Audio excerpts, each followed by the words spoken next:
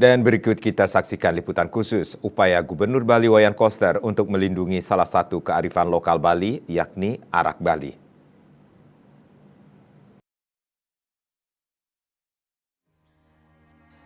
Gubernur Wayan Koster kembali mewujudkan janjinya untuk melindungi kearifan lokal Bali. Terbitnya Pergub nomor 1 tahun 2020 tentang tata kelola minuman fermentasi dan atau destilasi khas Bali salah satu buktinya. Regulasi ini sebelumnya tidak mungkin dibuat karena dalam Perpres nomor 39 tahun 2014, minuman khas Bali yang dimaksud yakni arak masuk dalam daftar negatif investasi.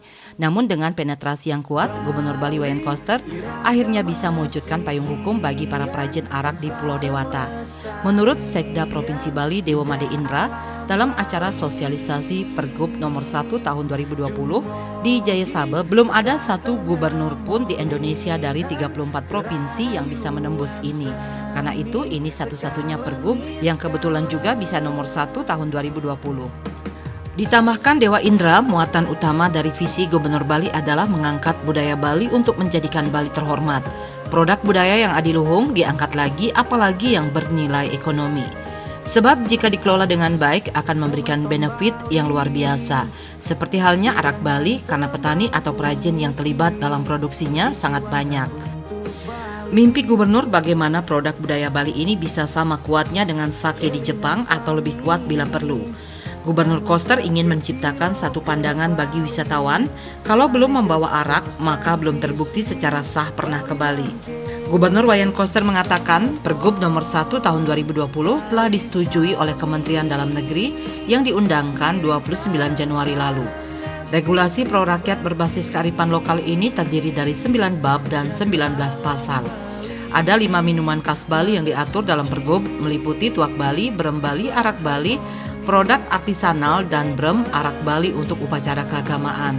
Ditambahkan gubernur dengan Pergub ini, Pemprov Bali bisa melakukan tata kelola untuk mengatur produk khas Bali dari hulu sampai hilir. Ini merupakan satu produk baru sebagai basis ekonomi kerakyatan sesuai dengan kearifan lokal yang sejalan dengan visi Nangun Satkerti Loka Bali. Menurut Koster, penerbitan Pergub bertujuan untuk memanfaatkan minuman khas Bali itu sebagai sumber daya ekonomi dalam meningkatkan kesejahteraan krama Bali. Kemudian melakukan penguatan dan pemberdayaan perajin, mewujudkan tata kelola bahan baku, produksi, distribusi, pengendalian dan pengawasan minuman fermentasi dan atau destilasi khas Bali, membangun standarisasi produksi untuk menjamin keamanan dan legalitas produk, serta melindungi masyarakat dari pangan yang tidak memenuhi syarat mutu dan keamanan. Sementara ruang lingkup Pergub meliputi perlindungan, pemeliharaan dan pemanfaatan, kemitraan usaha, promosi dan branding, pembinaan dan pengawasan, peran serta masyarakat, sanksi administratif dan pendanaan. Menurut Wayan Koster, arak Bali itu sudah sangat terkenal, tapi ada peraturan yang menghambat yaitu Perpres yang mencantumkan sebagai daftar negatif investasi. Kemudian didapatkan jalan keluar untuk mengatur secara terbatas peredarannya, produksinya. Koster menambahkan masyarakat yang melaksanakan upacara keagamaan dapat membeli brem arak Bali paling banyak 5 liter dengan menunjukkan surat keterangan dari bendesa adat. Pembelian brem arak Bali dapat dilakukan pada distributor yang bekerja sama dengan koperasi. Koperasi wajib membeli bahan baku dari perajin dan menjual bahan baku kepada produsen.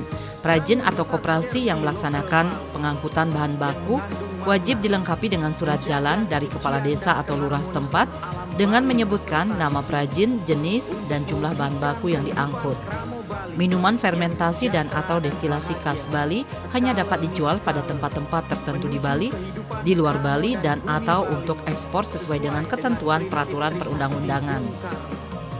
Minuman tersebut, lanjut Koster, dilarang dijual pada kalangan remaja, pedagang kaki lima, penginapan, bumi perkemahan, tempat yang berdekatan dengan sarana peribadatan, lembaga pendidikan, lembaga pemerintahan, dan fasilitas kesehatan, serta tempat-tempat sebagaimana diatur dalam ketentuan peraturan perundang-undangan, termasuk dilarang dijual kepada anak di bawah umur dan atau anak sekolah. Untuk lebih mensosialisasikan keberadaan arak Bali, Gubernur Bali Wayan Koster menyelenggarakan koktail party dan dinner bersama di halaman Gedung Jaya Sabe. Acara ini dihadiri para general manager hotel yang ada di seluruh Bali. Acara digelar dalam rangka perayaan Tumpak Landep sebagai makna ketajaman pikiran dan pengetahuan, sekaligus merayakan ditetapkannya arak sebagai warisan budaya tak benda WBTB Indonesia. Dalam sambutannya, Gubernur Koster mengatakan, dalam visi pemerintah Provinsi Bali Nangun Satkerti Loka Bali dilaksanakan 10 kebijakan untuk menguatkan tata kehidupan masyarakat Bali berdasarkan kearifan lokal Satkerti untuk melaksanakan warisan leluhur yang adiluhung. Gubernur Koster menyampaikan leluhur Bali memiliki pengetahuan dan keterampilan membuat arak dengan cara destilasi. Ini harus diangkat bagaimana leluhur dahulu di Karangasem membuat arak.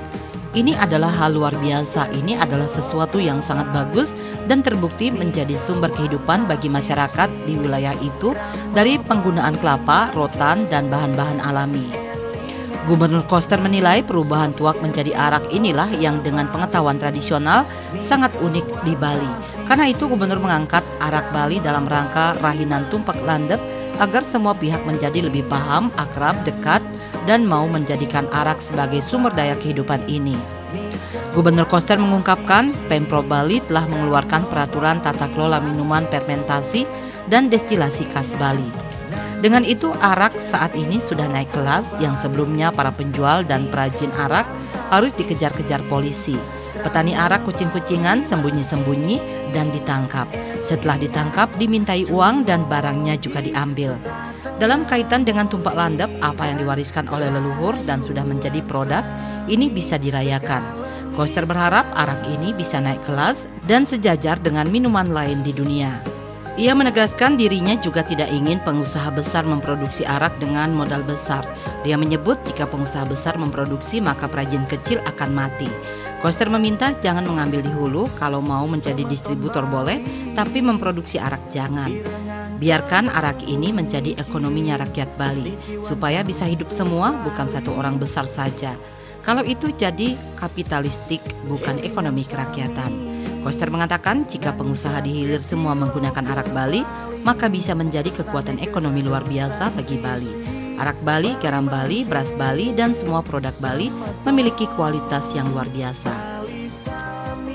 Gubernur meminta semuanya jangan ragu dengan produk-produk alam ini. Dirinya setuju jika harus diseleksi sesuai dengan standar hotel, tapi harus dibina supaya menjadi baik karena menurutnya petani dan perajin arak ini penurut. Gubernur Koster juga mengimbau perajin dan pelaku usaha arak Bali tertib dan disiplin menjaga kualitas produksinya. Dia tidak ingin muncul produksi arak gula yang diproses dengan cara fermentasi dan menggunakan bahan kimia tambahan. Lebih lanjut disampaikan Gubernur Koster dengan ditetapkannya arak Bali sebagai WBTB menjadikan arak sebagai pengetahuan tradisional yang diproteksi dan tidak boleh diubah. Arak harus mempertahankan keasliannya supaya cita rasa arak Bali terus terjaga dan menjadi branding Bali di negara-negara lain. Dia sekali lagi mengajak para pelaku pariwisata ikut berkontribusi memajukan para perajin arak Bali mulai dari hulu sampai di hilir supaya ekonomi Bali bergerak pasca pandemi COVID-19. Harus dijaga dia supaya cita rasa arak Bali ini terus terjaga dia, menjadi branding dia di negara-negara lain. Karena itulah pada kesempatan ini, malam ini, Tumpak Landep ini, saya mengundang Bapak Ibu sekalian, saya ingin sekali Bapak-Bapak, para pelaku usaha pariwisata, para manajer hotel ini ikut berkontribusi memajukan para perajin arak kami di Bali, para pelaku usaha arak di Bali ini. Mulai dari hulu sampai ke tengah dan di hilir, supaya ekonomi Bali ini gerak pasca pandemi COVID-19 yang memutar ekonomi kerakyatan di Provinsi Bali. Sementara itu, sejumlah pengrajin arak menyatakan apresiasi dan berterima kasih kepada Gubernur Bali Wayan Koster atas terbitnya Pergub Nomor 1 Tahun 2020 tentang tata kelola minuman fermentasi dan atau destilasi khas Bali. Pergub ini tentunya menjadi payung hukum para pengrajin arak dan berproduksi. Selain itu, Pergub tersebut juga memberi dampak positif terhadap meningkatnya kesejahteraan pengrajin arak. Pergub nomor 1 tahun 2020 ini diharapkan bisa menjadikan arak Bali naik kelas di mata internasional menjadi branding baru minuman khas Bali dan bisa bersaing dengan minuman sejenis dari negara-negara lain.